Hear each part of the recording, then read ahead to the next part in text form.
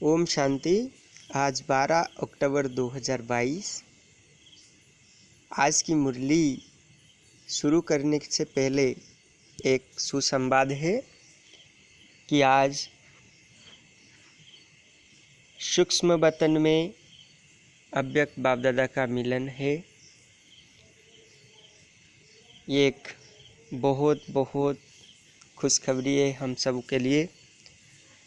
कल से शुरू होता है अव्यक्त मिलन की ऋतु, और आप सभी को पता है कि कितने सारे यूट्यूब्स के जो चैनल्स है इसमें लाइव टेलीकास्टिंग होती है, और हमारे जो official news channel peace of mind में टेलीकास्टिंग होता है। तो आप सभी ज़रूर देखिएगा। लगभग इवनिंग 6 से 8 PM तक चलता रहेगा, ज़रूर देखिए। ओम शांति। तो चलो अब शुरू करें हमारे आज के महावाक्य। बाप दादा महावाक्य में कहते हैं, मीठे बच्चे, तुम्हें रूहानी कमाई में बहुत ध्यान देना है। सिर पर विकर्मों का बोझा बहुत है, इसलिए समय वेस्ट नहीं करना है। सिर पर विकर्म का बोझा बहुत है, इसलिए समय वेस्ट नहीं करना है। क्या करना है? बाबा के साथ योग युक्त हो करके उस पाप रूपी बोझा को उतारने का जो कटने का पुरुषार्थ जरूर करना है। जितना हम बाबा को याद करेंगे उतना बोझा उतरते जाएगा, पाप कटते जाएगा। प्रश्न है, जिन बच्चों का ध्यान रूहानी कमाई में होगा उनकी निशानी क्या होगी? उत्तर है, वो कभी भी झरमुई जगमुई में अपना समय बर्बाद नहीं करेंगे। शरीर निर्वाह करते हुए भी रूहानी कमाई में समय लगाएंगे। सुबह उठकर बहुत प्यार से बाप को याद करेंगे। याद से आत्मा उड़ती रहेगी। सेकंड पॉइंट है, वो बाप समान रहीम दिल बन अपने ऊपर और सर्व के ऊपर रहम करेंगे। सबको बाप के परिचय देंगे। गीत है, तुम ही हो माता पिता तुम ही हो। ओम शांति। बच्चों ने गीत में माता पिता की महिमा सुनी। जैसे कोई घर में बच्चे रहते हैं तो माता पिता दादा होते हैं ना, दादे से वर्षा मिलता है बाप द्वारा, क्योंकि दादे की मिल्कियत बड़ों की मिल्कियत होती है। तो यह भी सबसे बड़ा है। दुनिया वालों को तो ये पता ही नहीं, बच्चों को पता है। तुम ही हो माता पिता हम बालक तेरे। तो यह दादे के लिए शब्द है, तो उनका परिचय देना पड़े, चाहे सम्मुख हो, चाहे चित्र द्वारा, चाहे प्रोजेक्टर द्वारा हो। तो दादे का परिचय देना बहुत ज़रूरी है। जिस्मानी दादा साकार होता है ना। अब तुम्हारी बुद्धि में पहले कौन आया? दादा। बल प्रोजेक्टर द्वारा समझाओ, वो भी नंबरवार चित्र दिखाना है। पहले परम पिता परमात्मा की समझानी देनी है। तो परम पिता परमात्मा से तुम्हारा क्या संबंध, और फिर आज बाबा प्रोजेक्टर कैसे सेटिंग करेंगे इसके बारे में बता रहे हैं। और फिर प्रजापिता ब्रह्मा से क्या संबंध है। तो पहले शिव का चित्र दिखाना चाहिए। फिर है लिखत, जो प्रदर्शनी पर समझाते हैं, वो मैगजीन भी बनाते हैं। तो पहले परिचय देना है। गीता में लिखा हुआ है भगवान वाच, तो पहले भगवान का परिचय देना चाहिए। तुम सबकी बुद्धि चली गई ऊपर, सबसे ऊंचा है परमपिता परमात्मा निराकार शिव बाबा, फिर ब्रह्मा विष्णु शंकर, फिर यहाँ आओ तो जैसे घर में माता पिता और दादा बैठे होते हैं। वो है हद का, यह है बेहद का। चित्र सहित सारी लिखते होनी चाहिए। फर्क भी बताना चाहिए कि अनेक मनुष्य हठ योग सिखाते हैं आए हैं, और एक परमात्मा राजयोग सिखाते हैं, जिससे मुक्ति, जीवन मुक्ति मिल रही है। हाँ, है ही एक निराकार परमपिता परमात्मा शिव भगवान वाच की बात। जैसे लौकिक माँ बाप दादे बच्चों की बुद्धि में याद पड़ते हैं, हुबहू तुम्हारी बुद्धि में भी ऐसे हैं। यह सिर्फ पारलौकिक है, वो है लौकिक। तुमको निश्चय है कि यह है शिव बाबा हमारा बाप है, तो उनको याद करना चाहिए। परंतु बच्चे भूल जाते हैं, टाइम बहुत वेस्ट करते हैं। वेस्ट टाइम नहीं करना चाहिए, वेस्ट टाइम नहीं करना चाहिए, क्योंकि विकर्मों का बोझा सिर पर बहुत है।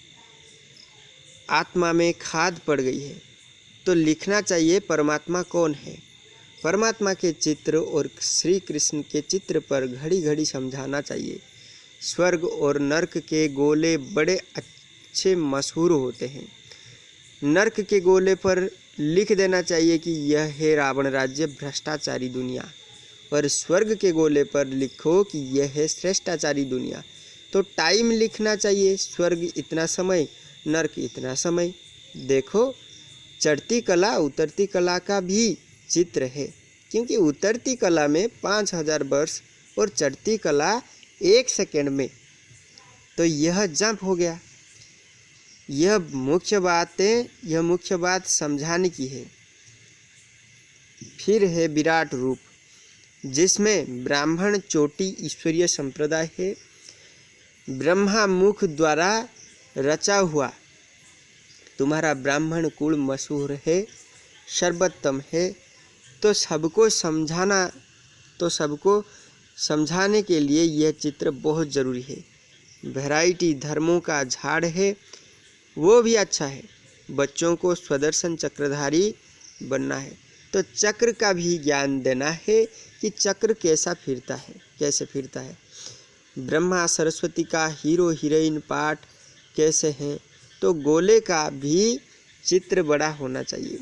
बहुत में बहुत 1-1.5 घंटा प्रोजेक्टर दिखाना चाहिए। मैंने जास्ती हम लोग क्या करते हैं, 2 घंटा 2.5 घंटा दिखा देते हैं ना, लेकिन बाबा कहते हैं बहुत में बहुत 1-1.5 घंटा प्रोजेक्टर दिखाना चाहिए। क्योंकि मनुष्य इन बातों में थक जाते हैं। स्टोरी तो कोई नहीं, यह तो ज्ञान की बात है। पहले जब लिखें तब अंदर में आ सके। तो दिखाने के लिए टिकट रखना चाहिए, पैसे वाले टिकट नहीं, परंतु एंटी पास हो। बड़े बड़े आदमियों को तो निमंत्रण दे बुलाना चाहिए, क्योंकि बड़ों से ओपिनियन लिखाना है। झुंड के झुंड में कैसे लिखाएंगे और कैसे देखेंगे कि, क्योंकि समझाना भी है। पहले बड़े आदमियों को बुलाकर लिखाना है, फिर जनरल कर देना चाहिए। प्रदर्शनी में भी ऐसे, तो प्रोजेक्टर में भी ऐसे, मैगजीन में भी इन अच्छे चित्रों को बनाकर साथ समझानी लिखो, फिर किसी को प्रेजेंट दे देना चाहिए। हठयोग और राजयोग का कंट्रास्ट भी अच्छी तरह लिखना चाहिए। हठयोग भी एक प्रकार की हिंसा है, क्योंकि शरीर को कष्ट देते हैं, तकलीफ देते हैं। तुम्हारा यह है अहिंसक योग, जो अति सहज है। चलते फिरते बाप को याद करते रहो। हिंसक और अहिंसक को भी सिद्ध करना है। कोई तो शरीर की तंदुरुस्ती के लिए क्रिया करते रहते हैं, वो कोई फिर परमात्मा से नहीं मिलते। हठयोग को भी योग कह देते हैं, योगाश्रम है ना। यह है फिर सहज राजयोग, ईश्वर का सिखाया हुआ योग। तो यह बहुत अच्छी तरह से समझाना चाहिए। जिनका बुद्धि योग सारा दिन झरमुई झगमुई में होगा, वो क्या समझा सकेंगे। जिनकी बुद्धि में होगा कि सर्विस करनी है, वो करेंगे। 8 घंटा धंधा किया, फिर यह कमाई करनी चाहिए। वो है जिस्मानी कमाई, यह है रूहानी कमाई। तो इस कमाई में बहुत ध्यान देना चाहिए। योग में बहुत प्रैक्टिस करनी चाहिए। सुबह उठ बाप को बड़े प्यार से याद करना चाहिए। जिनको बाप 1-2 नंबर में रखते हैं वो भी याद नहीं करते हैं। भाषण तो बहुत अच्छा कर लेते हैं परंतु याद में नहीं रहते हैं। आत्मा तो याद से ही उड़ती है, ज्ञान से थोड़ी ही उड़ेगी। ध्यान में भी याद से ही जाते हैं, ध्यान में भी याद से ही जाते हैं। ज्ञान की तो इसमें कोई बात ही नहीं। ध्यान तो एक पाई पैसे की बात हो जाती है। कईयों को तो फट से श्री कृष्ण का साक्षात्कार हो जाता है। कोई बच्चियां लिखती है कि बाबा हमने आपको पहचाना है। वो ध्यान में ब्रह्मा को भी दिखती है और प्रेरणा भी मिलती है। तो फिर उनको निश्चय हो जाता है। जिसने बाबा को भी देखा, जिसने बाबा को भी देखा भी नहीं, जिसने बाबा को देखा भी नहीं, कभी देखा भी नहीं, वो भी लिखती है कि हम बाबा को बहुत याद करते हैं, हम आपसे वर्षा लेकर ही छोड़ेंगे। आप तो जानते हो हम याद करते हैं। जब कहती है आप तो शिव बाबा ही याद आता है। तो बांधेली बच्चियां बहुत याद करती हैं, उतना सामने वाले भी याद नहीं करते। एक बात है याद की। फिर गांधी जी कहते थे राम राज्य हो, अभी तो रावण राज्य है। इस पर तुम समझा सकते हो। चढ़ती कला तो परमात्मा ही करा सकते हैं। कहते हैं ना, चढ़ती कला तेरे भाने सर्व था भला। कहते हैं ना, जब तेरे चढ़ती कला में होते हैं हम सब आत्माएं, किसके वजह से? परमात्मा की ज्ञान की वजह से, परमात्मा से योग की वजह से, तो सर्वथा भला ही भला होता है। सिख वाले कहते हैं कि चढ़ती कला तेरे भाने सर्वथा भला। बाकी तो सब 1-2 को गिराने ही रहते हैं, गिराते ही रहते। देवताएं भी गिरते जाते हैं, बल सुख में ही है परंतु कला तो कम हो जाती है ना। ज्यों की जू की तरह गिरते जाते हैं, क्योंकि ड्रामा में भी जू के मिसल चलता ही रहता है। तो चढ़ती कला एक के ही द्वारा होती है। समझाने के लिए प्रोजेक्टर बहुत अच्छा है।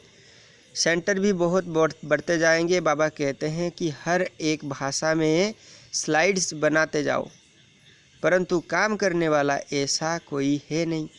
बाबा युक्ति से तो बता देते हैं परंतु करने वाला, काम करने वाला चाहिए तो सर्विस बहुत बढ़ सकती है। बच्चों को अपने भाई बहनों पर बहुत रहम करना चाहिए। बाबा रहम दिल है ना। मेरा आना भी भारत में ही होता है और जगह में आना मेरा नहीं होता। शिव जयंती भी भारत में मनाई जाती है परंतु जानते नहीं है। समझो क्राइस्ट की जयंती मनाते हैं तो उनको कर्तव्य क्या, तो उनके कर्तव्य को जानते हैं परंतु शिव का कर्तव्य नहीं जानते। वही पतित पावन है। भारत बड़े ते बड़ा तीर्थ है। गीता में श्री कृष्ण का नाम डालने से इतने बड़े तीर्थ भारत की महिमा गुम हो गई है। देखो मोहम्मद गजनबी ने मंदिर लूटा था। अगर उनको यह मालूम होता कि यह हमारे बाबा का मंदिर है तो लूटते थोड़ी ही है। अल्लाह के मंदिर को कौन लूटेगा? जिसने स्वर्ग की स्थापना की। अगर शिव बाबा को जाने तो कभी मंदिर को हाथ न लगाए। भल वो शिव को माथा टेकते हैं परंतु जान गए तो कभी न लूटे। सिर्फ गीता में श्री कृष्ण का नाम डालने से यह सब कुछ हुआ है। गीता खंडन होने से देखो क्या हाल हुआ है। अगर शिव का नाम होता कि वही सदगति दाता हैं, गति सदगति दाता हैं, यह एक की ही महिमा है। अगर वो न आता तो पावन कैसे बनते? भारत को कैसे स्वर्ग बना सकते हैं? यह गुप्त बात है ना। जानते हैं हम दुर्गति में थे, अब यहाँ बैठे हैं परंतु जा रहे हैं। बच्चों को बहुत खुशी होनी चाहिए कि हम अपने लिए राजाई स्थापन कर रहे हैं, तो औरों को भी रास्ता दिखाकर प्रजा बनानी चाहिए। बड़ी मेहनत करनी है तो बहुत सहज, सिर्फ बाप को और वर्षे को याद करो, स्वर्ग को याद करो, यह तो नर्क है। हम सो का अर्थ भी बाबा ने समझाया है। हम सो देवता, हम सो क्षत्रिय, अब हम सो शूद्र बन गए हैं। और कोई तो इन सब बातों को समझते नहीं, तो विराट रूप में यह समझाना है। हम सो देवता थे, फिर क्षत्रिय बने, फिर वैश्य बने, फिर अब शूद्र बन गए हैं। अभी हम स्वर्ग में गए कि गए? बहुत लोग पूछते हैं कितनी देरी है। बाबा कहते हैं तुम अब तैयार कहाँ हुए हो जो स्वर्ग में जा सको। ड्रामा तो बना हुआ है, जितनी जितनी स्थापना होती जा रही है तो विनाश ज्वाला भी धीरे धीरे बढ़ती जा रही। धर्मों में झगड़ा शुरू होता जा रहा है। पहले पार्टीशन थोड़े ही था, तुम जानते हो पहले एक देवता धर्म था। गीत है ना, आप मिले तो हम स्वर्ग का राज्य योग बल से ले रहे हैं, बाहुबल से कोई ले नहीं सकता। उनके पास बाहुबल है। रशिया अमेरिका आपस में मिल जाए तो सारा राज्य ले सकते हैं, परंतु ऐसा होता नहीं है। जब देवताओं का राज्य है तो वहाँ क्रिश्चियन बौद्धि नहीं होते। अब देवता धर्म स्थापना हो रही है। भारत अविनाशी खंड है, बाप भी यहाँ आए हैं ना।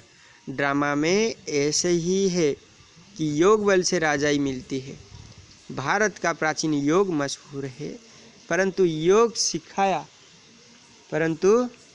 सिखाया किसने और कैसे, वो नहीं जानते।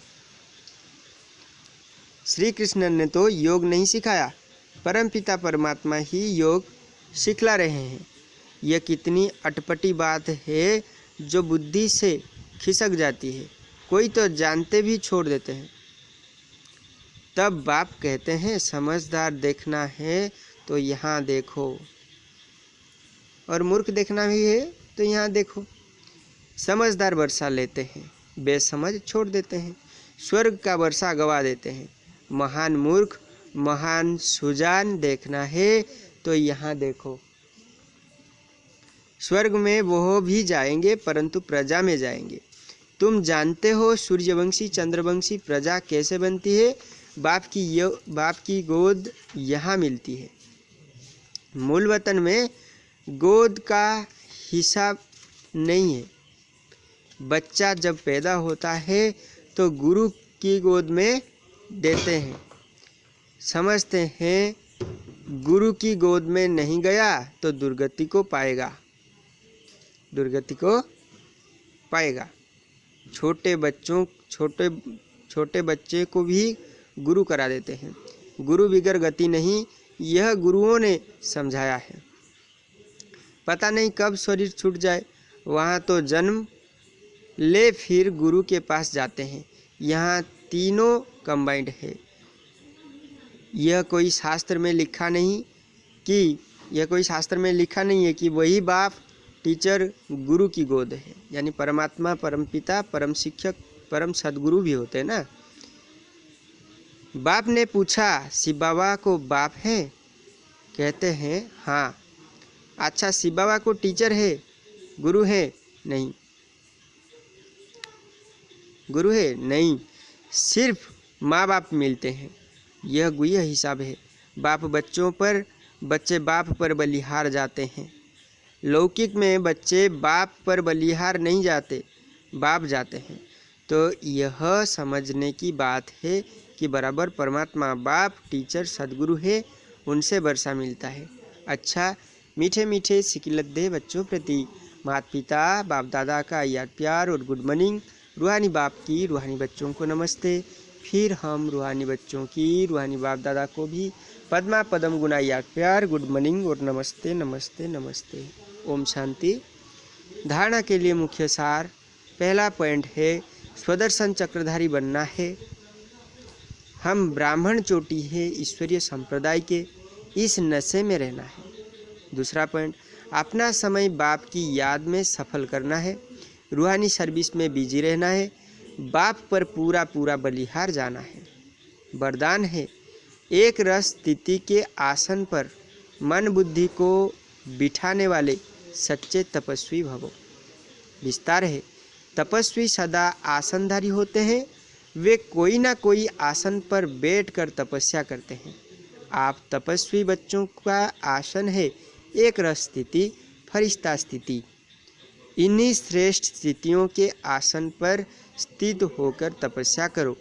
जैसे स्थूल आसन पर शरीर बैठता है, ऐसे श्रेष्ठ स्थिति के आसन पर मन बुद्धि को बिठा दो और जितना समय चाहो, जब चाहो आसन पर बैठ जाओ। इस समय श्रेष्ठ स्थिति के आसन पर बैठने वालों को भविष्य में राज्य का सिंहासन प्राप्त होता है। स्लोगन है, दूसरे के विचारों को अपने विचारों से मिलाकर सर्व को सम्मान देना ही माननीय बनने का साधन है। ओम शांति।